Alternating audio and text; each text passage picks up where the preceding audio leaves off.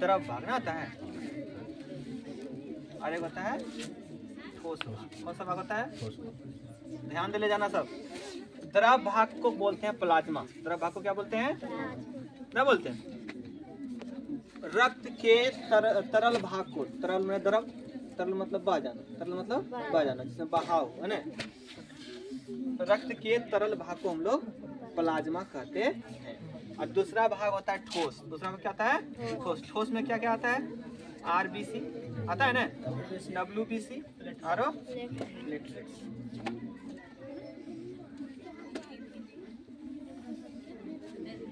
RBC, WBC, platelets, ये ना आता है। तो उससे पहले है कि रक्त है क्या, है ना, ब्लड क्या है। तो ब्लड क्या है? तरल। कैसा है? तरल, क्षारीय। कैसा है? क्षारीय। तो प्रकृति में क्षारीय, प्रकृति में क्षारीय, ठीक है। और तरल होता है, तरल का मतलब बहाव होता है, उसमें क्या होता है? बहाव। क्षारीय होता है ना, और लाल रंग के गाढ़े द्रव्य होता है। गाढ़े द्रव्य यानी उत्तक भी बोल सकते हैं। ब्लड क्या है? उत्तक। ब्लड क्या है? उत्तक है। उत्तक किसको बोलते हैं? कोशिकाओं के समूह को उत्तक कहते हैं। बैठ जाओ, है ना। उत्तक किसको बोलते हैं? कोशिकाओं के समूह को उत्तक बोलते हैं। तो ब्लड में बहुत सारे कोशिकाएं होती हैं, ठीक है। ब्लड में बहुत सारी कोशिकाएं होती हैं।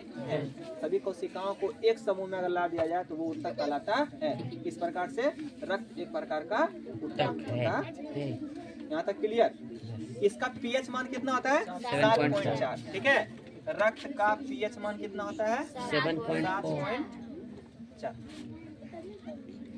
हम बताए थे जिसका भी पीएच मान 7 से ऊपर की ओर जाए, उसमें क्षारीयता का गुण बढ़ते जाता है। समझ गया? 14 तक। कहाँ तक? 14 तक। 7 से अगर नीचे आता जाए तो उसे अम्लता का गुण बढ़ते जाता है।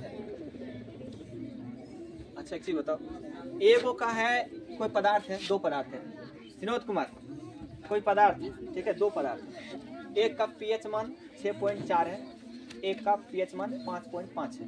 इसमें प्रबल अम्लीय कौन होगा?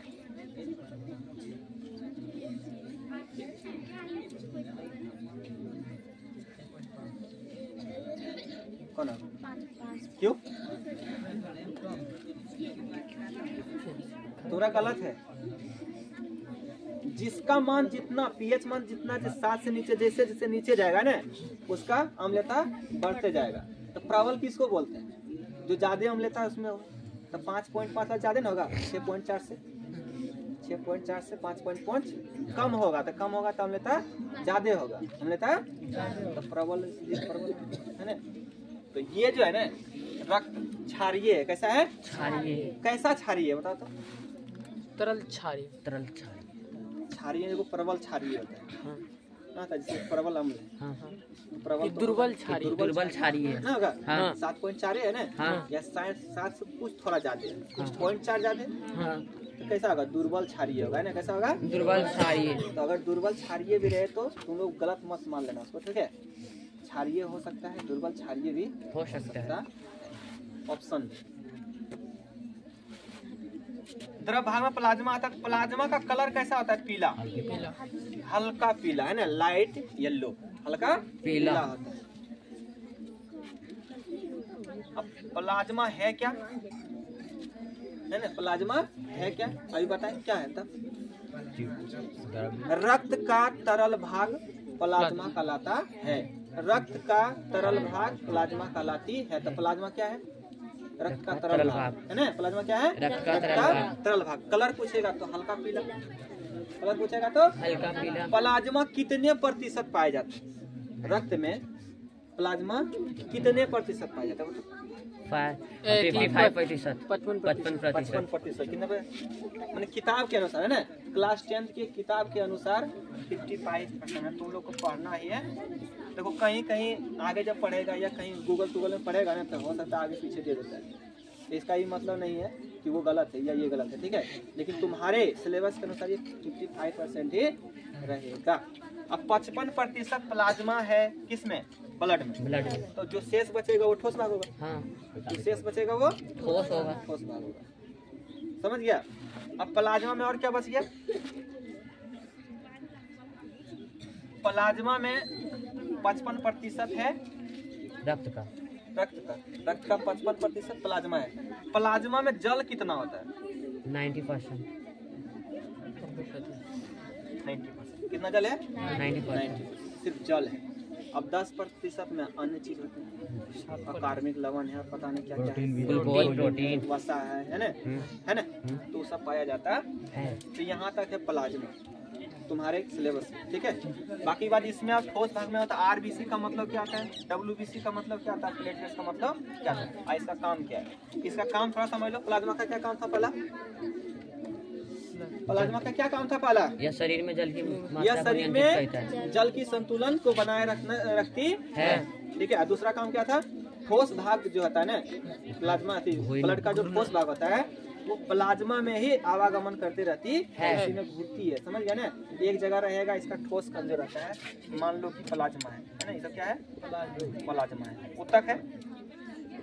तो ये जो ठोस भाग होगा इसी में रहेगा। तो आवागमन जो होता है ना, डब्ल्यूबीसी, आरबीसी और प्लेटलेट्स का, इसी में ये घूमते रहती है। तो इसी को पूरा मिला के हम लोग बोलते हैं ब्लड, नहीं बोलते हैं कि अलग अलग रहते हैं, अलग अलग नहीं, उसी में रहते हैं। हम लोग उसको अलग कर रहे हैं, अलग अलग पढ़ रहे हैं, समझ गया? इसी में रहता है खमीजा टाइप। अब आरबीसी को हिंदी में क्या बोलते हैं बताओ तो? लाल रक्त केशिकाएं ना, लाल रक्त केशिकाएं, रेड ब्लड सेल्स, है ना, रेड ब्लड सेल्स। डब्ल्यूबीसी को व्हाइट ब्लड सेल्स। समझ गया? प्लेटलेट्स दान करता है, रक्त बिंबाणु है ना, रक्त बिंबाणु। आरबीसी का काम क्या है? आरबीसी हीमोग्लोबिन, ऑक्सीजन का भाग। आरबीसी अच्छा, किस तीनों में से किस में पाया जाता है? ये केंद्रक होता है, डब्ल्यूबीसी इसमें है ना। हाँ, क्या पाया है? केंद्रक पाया जाता इसमें। इसी के कारण है ना, इसी के कारण कौन सी चेक होता है बताओ? डीएनए टेस्ट जो होता है ना, तो तीन गो ठोस भाग में से इसी का काम लिया जाता है। डब्ल्यूबीसी का कलर कैसा होता है?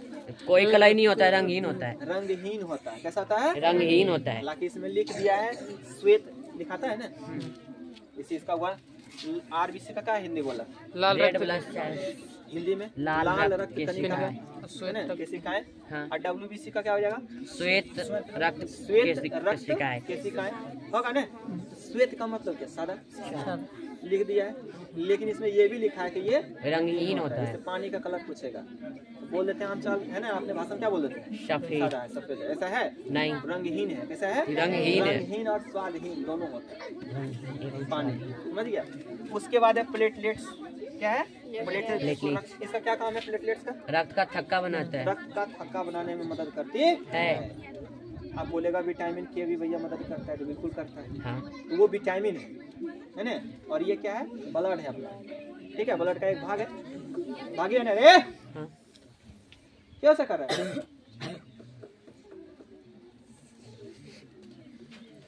डब्ल्यूबीसी, आरबीसी और प्लेटलेट का समझ में आ गया। इसी बीच में आता है हीमोग्लोबिन नाम का प्रोटीन वर्णक आता है ना। हाँ। पूछेगा कि ब्लड का कलर किसके कारण लाल दिखता है? तो हीमोग्लोबिन के कारण। हीमोग्लोबिन है क्या? एक प्रोटीन वर्णक है। एक प्रोटीन वर्णक है। क्या है? हीमोग्लोबिन क्या है? प्रोटीन वर्णक है। प्रोटीन वर्णक हीमोग्लोबिन, और उसी को बोला जाता है किसका वाहक? ऑक्सीजन का वाहक।